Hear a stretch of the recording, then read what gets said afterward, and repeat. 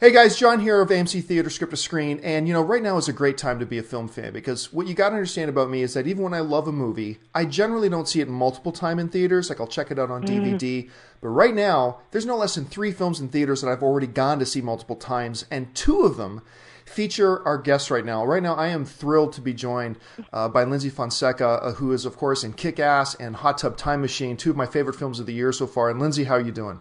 I'm great, thank you. What a great opening. Well, we do aim to please here. Listen, before I ask you about Kick-Ass, I got several things I want to ask you about that.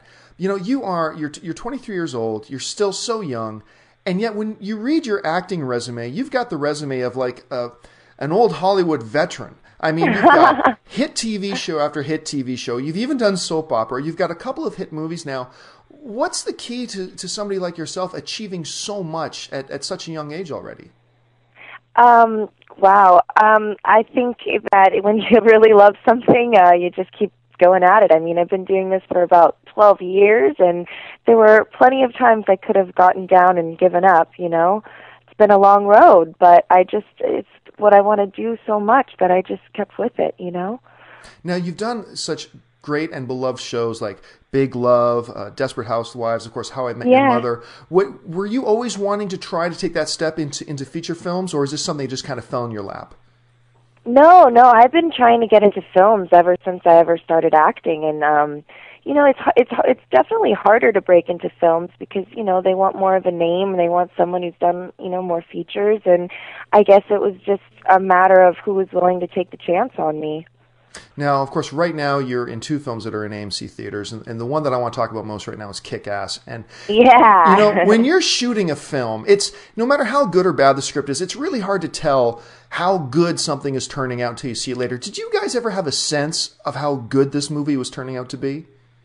I did. I was such a huge fan of Matthew Vaughn and Jane Goldman because of Stardust, and one of the most underrated films of the last 20 years, by the way. I totally agree. I cannot believe nobody here has seen it, or it was so underrated. I was just such a huge fan, and everything that Matthew's done, I was such a huge fan of that. I knew his work, I knew what he was capable of, and I knew that this movie could possibly be, one of his biggest and craziest. And, just the content of the film is just way cool. So I knew it was going to be really fun and good. Now, there was a rather large period of time there where it looked like nobody was going to touch this movie. And then Matthew brought it to Comic-Con last year. Some people got talking. Now it's out. How satisfying is it for you as a performer to now see it out and seeing audiences respond to it the way they are? Yeah, it was really amazing. I actually had that thought at the premiere on the red carpet. I was standing there with, Christopher Mintz-Plasse and Clark Duke and Chloe, and we were all standing there, and I was like, finally, you guys, it's finally out. I mean, we shot it 2 years ago, and it's just really nice that the comic book fans get to see it, and, everybody, not just us, but every crew member, everybody can, see their work. Now, you mentioned Clark Duke, who is, of course, also a co-star with you in your other film that's in theaters right now, Hot Tub Time Machine. I say to Clark, I only will work with him. Yeah. Well, I think probably the funniest film of the year will probably end up being the comedy of the year. And, I ran into Clark and I was talking with him in Lake Tahoe at the junket there. And yes. Yeah, which was a great time. That 80s party was fantastic. But, I know. I was working. I was supposed to go. I know. But he had some very, very positive things to say about you. You've now worked with 2 great casts in both of those films. But I think John Cusack is probably one of the most underrated, one of the best comedic actors around. And he doesn't get mentioned a lot in that category. And you worked a lot with him in Hot Tub Time Machine. What was it like working with John Cusack?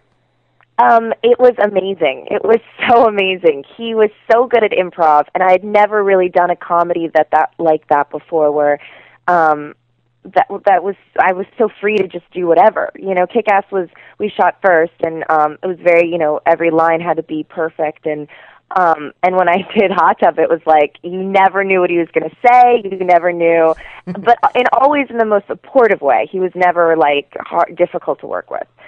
He was just so nice, and everything. I can't say enough nice things about him. Now, with these 2 films, both are so funny. Hot Tub Time Machine, straight comedy, Kick-Ass, action comedy. you could very easily fall into getting pigeonholed and something like that, but you've got a John Carpenter movie you have coming out soon. Why don't you tell us a little bit about The Ward?